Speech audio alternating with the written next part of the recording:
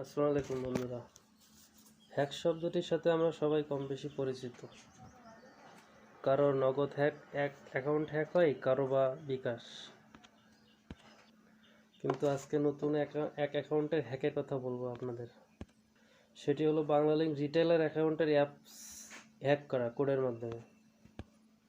আজ সকালে ডিজিটাল ব্যানারের জন্য এক ভদ্রলোক আমাকে ফোন দিয়ে বিভিন্ন অফারের প্রলোভন দেখায়, যেমনটি আপনারা রেকর্ডে শুনছেন। হ্যালো, জি আসসালামু আলাইকুম। ওয়ালাইকুম আসসালাম।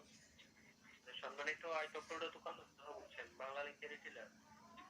হ্যাঁ, যে আগামী রবিবার আপনাদের দোকানে বাংলালিংকের ডিজিটাল ব্যানার সাইনবোর্ড পাঠানো হবে, দোকানে থাকবে, ঠিক আছে? আচ্ছা। কাস্টমার যোগাযোগের জন্য মোবাইল নাম্বার দেবেন, কোনটা সাইনবোর্ডের নাম্বারটা বলেন। 01741 01741 96 96 06 06 97 97 01741 96 97, ঠিক আছে? আচ্ছা, ঠিকানার নাম কি নামে থাকবে বোর্ডে? SG telecom and digital studio. SG telecom and digital studio. SG SG SG. হ্যাঁ, আচ্ছা, SG telecom and digital studio. আচ্ছা, 97 নাম্বারটা যেটা আপনার ব্যক্তিগত নাম্বার, তাই তো? হ্যাঁ, ব্যক্তিগত নাম্বারটা দেখেন তো, কল পাইছেন কিনা? আলাদা ফোন নাকি একই ফোনের ভিতরে? একই ফোনের ভিতরে। আচ্ছা, ঠিক আছে, সমস্যা নাই, নাম্বারটা রেখে দিলাম। তো এই ব্যানারের সিরিয়াল নাম্বার আপনার এই ফোনেই মেসেজ করে পাঠিয়ে দিতে, লিখে রাখবেন, ঠিক আছে? আচ্ছা, আমি দোকানের নাম রেখে মেসেজ করে লিখে দেবো যদি ভুল টুল হয়? না, আমি বলি শোনেন, আপনার দোকানের এই যে যে নাম, ওটা আমরা নোট করে রাখছি, আর আপনার এই যে ব্যানারের সিরিয়াল নাম্বার, এটা আপনার এই যে ফোনে কথা বলতেছেন, ঠিক আছে? এই ফোনেই মেসেজ করে পাঠিয়ে দিচ্ছে, আপনি একটু কষ্ট করে লিখে রাখবেন। মেসেজের ভিতরে সিরিয়াল নাম্বার দেওয়া থাকবে 6টা। হ্যাঁ, এখনই ফোন দেবো, পাইছেন কিনা জানাবেন, সিরিয়াল নাম্বারটা মুখস্থ রেখে, ঠিক আছে? আচ্ছা। আচ্ছা, দেখেন, দিয়ে দিচ্ছি, দেখেন।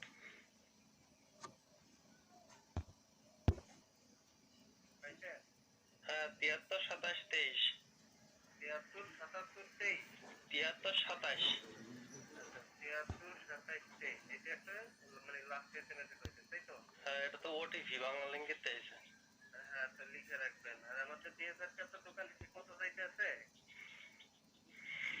দোকানে ওটা বলবেন যে দিয়ে আসতে হয়। এই হলো ঘটনা। এরপর থেকে আমার বাংলালিংকের অ্যাকাউন্টের সব টাকা পুরাই শেষ। বিভিন্ন নম্বরে ফ্ল্যাগ সিলেক্ট করে নিয়ে নেছে। এরপরে কাস্টমার সেন্টারে ইমেল করছি, কোনো কাজ হয় নাই। পরে অ্যাপসের ভিতরে ঢুকছি, অ্যাপসের ভিতরে ঢোকার পরে কোনো হেল্পলাইনের নাম্বারই পাই নাই সমস্ত জায়গায়। এখানে দেখাচ্ছে রিচার্জ স্পিড ওটিপি কারোর সাথে শেয়ার করবে না। আসলে ভুল করে শেয়ার করে ফেলাইছি। এখন লেখা দেখাচ্ছে রিটেলার অ্যাপে রেজিস্টার ডিভাইস যাচাই করুন, অপরিচিত ডিভাইস ডিরেজিস্ট্রেশন করুন। এখানে আমি কোথাও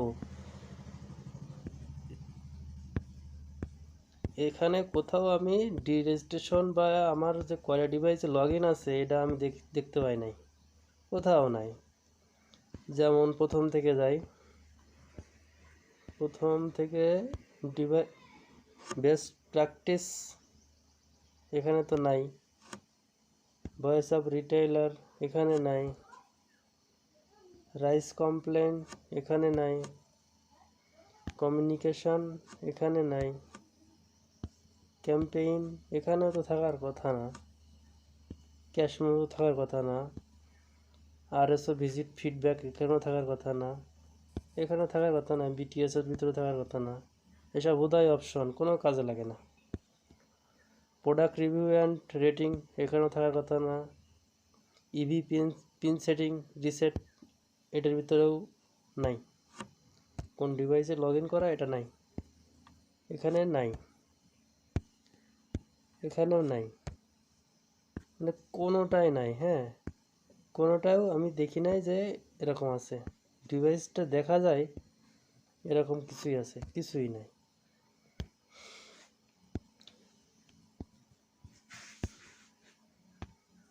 তারপরে তারা ওটিপিটা নিল। ওটিপিটা নেওয়ার পরে তাদের তো ফ্ল্যাগ সিলেক্ট করতে আমাদের যেরকম পিন লাগে বা নতুন অ্যাপসে ঢোকার সময় যেরকম পিন লাগে ওরকম কিছু লাগলো না। তাহলে বাংলালিংকের সিকিউরিটি সিস্টেমটা কত হাই এটা বুঝেন।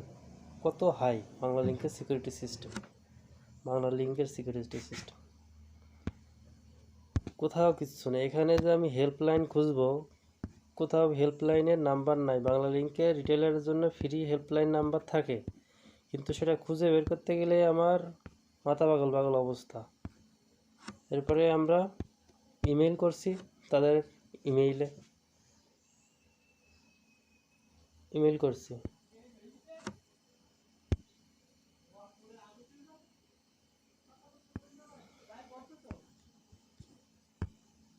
এই যে my retailer number is 019, this account has been hacked, this hacker circle researched, এরকম একটা মেসেজ দিয়েছি তাদের কাছে। কিন্তু তারা একটু পরে আমাকে ফোন দিছে, একটু পরে ফোন দিয়ে বলে কি আসসালামু আলাইকুম, আমি কাস্টমার কেয়ার থেকে স্বপন বলছি। জি হ্যাঁ স্যার, আপনি একটি কমপ্লেন জানিয়েছেন, যেটা আপনি ইনকোয়ারি প্ল্যানিং ডট এর মাধ্যমে আপনার এসআরের রিকোয়েস্ট, এটা সত্যি আপনার হচ্ছে স্টার প্ল্যানের নেওয়া উচিত বিষয়টা জানিয়েছেন। জি বিস্তারিত বলুন স্যার, কি সমস্যা হয়েছিল? প্রথমে একজন ফোন দিছিল বাংলালিংক নাম্বার থেকে ফোন দেওয়ার পরে বলতেছে যে আমি বাংলালিংক হাউসের এসআর বলতেছি, আপনার নামে একটা ব্যানার আইছে, ওই ব্যানারটা আপনি কালকে দোকানে থাকবেন না, কালকে মেরে দেবেন। আর এখন ওই ব্যানারের জন্য একটা সিরিয়াল নাম্বার যাচ্ছে, ওই সিরিয়াল নাম্বারটা বলেন, ব্যানারের সিরিয়াল নাম্বারটা বলেন আর পার্সোনাল নাম্বার গুলো বলেন, পার্সোনাল কোন নাম্বারে যোগাযোগ করবো। তো বলার পরে বলতেছে যে এটা কি আপনার পার্সোনাল নাম্বার?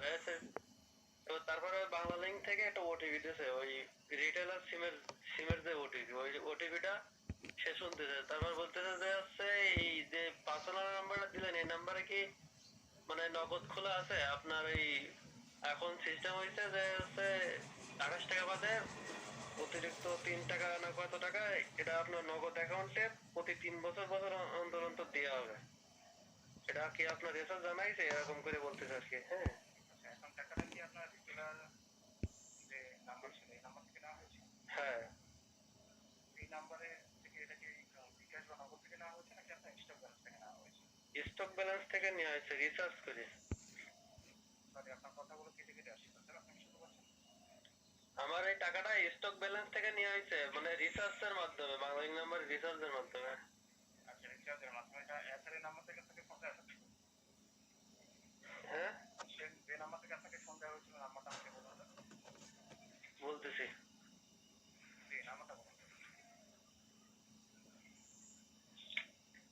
যে নাম্বার থেকে আমার কল দেওয়া হয়েছিল সে নাম্বারটা 01979 01979 19 সরি আবার বলুন 19 48 21 নাম্বারটা বলছি 01979 194821। ঠিক আছে। আর যে নাম্বারে রিচার্জ হয়েছে সেই নাম্বারটা বলবো? জি বলুন। 01963 19 72 39 নাম্বারটা বলছি 01963197239। কত টাকার মতো রিচার্জ হয়েছিল? প্রথম হয়েছে 189 টাকা, 189, পরে হয়েছে 42 টাকা। 42 টাকা দিয়ে আমার রিচার্জ করেছিল। হ্যাঁ। আচ্ছা, এখন আপনি ফার্স্টে যে নাম্বারটা আমাকে জানিয়েছেন 01979 194821, হ্যাঁ, এটা কি আপনি যে নাম্বারটা আমাকে শেয়ার করেছেন এটা কি এসআর এর নাম্বার? এসআর আপনাকে এই নাম্বারটা করে থাকে কন্টিনিউয়াসলি? না, এই নাম্বার থেকে করে না। মানে তিনি বলতেছে যে সে আছে খুলনার এসআর। হ্যাঁ, খুলনা থেকে ব্যানার আইছে, ব্যানারটা নিতে হবে। তাই আমাদের এলাকায় যে এসআর, মানে আমাদের রুটের, সে এসআর এর নাম্বার এটা না। এখন এটা এসআর ছিল কিনা আপনি কি শিওর? সেটা তো আমি শিওর। কন্টাক্ট করেছেন? এসআর এর সাথে কন্টাক্ট করেছি, তিনি বলতেছে যে আপনার সিম পাল্টাতে হবে, সিমটা দিয়ে যাবেন না, নতুন সিম নেবেন না, এটুকু খালি বলছে। হ্যাঁ, আপনি কি বলেছেন? তিনি বলছে যে আপনার সিম চেঞ্জ করতে হবে। যে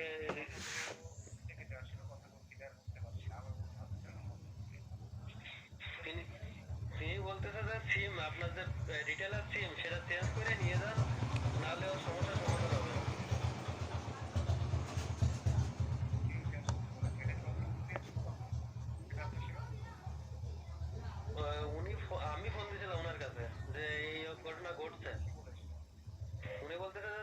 করতে হবে সিমটা কারোতে পাঠায় দেন, আমি চেঞ্জ করে আরেকটা দিবানে, সেটাই বলছি।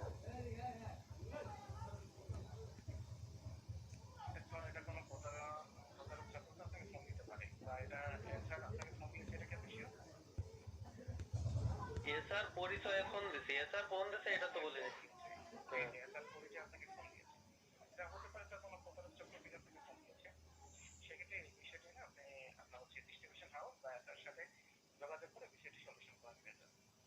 এটা তো আপনাদের কোনো সলিউশনের হাত নাই।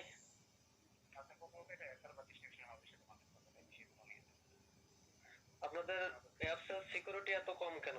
মানে ওটিপি দিলে কি হয়ে যায় সবকিছু? আর আপনাদের ইসের ভিতরে কোনো অ্যাপস এর ভিতরে কোনো হেল্পলাইন নাম্বার নাই, প্লাস যে ওই কোন ডিভাইসে লগ ইন করতেছে এরকম কোনো অপশন আমি খুঁজে পেলাম না। এত লো সিকিউরিটির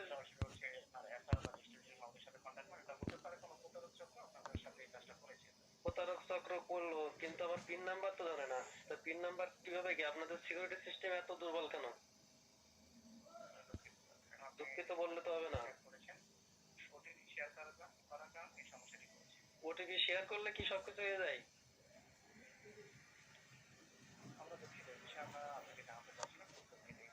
আমি দেখা যাচ্ছে একটা বাংলাদেশ নাম্বারের ওই রিটেলারের একটা ইয়ে লগ ইন করবো, সেক্ষেত্রে আমার ওটিপিতে তো শুধু হয় না, আমি যখন নিজে নিজে নিজে করতে যাই। আর আরেকটি গুরুত্বপূর্ণ কথা হলো, রিচার্জের সময় বিক্রেতার নাম্বার কেন উঠবে কাস্টমারের কাছে?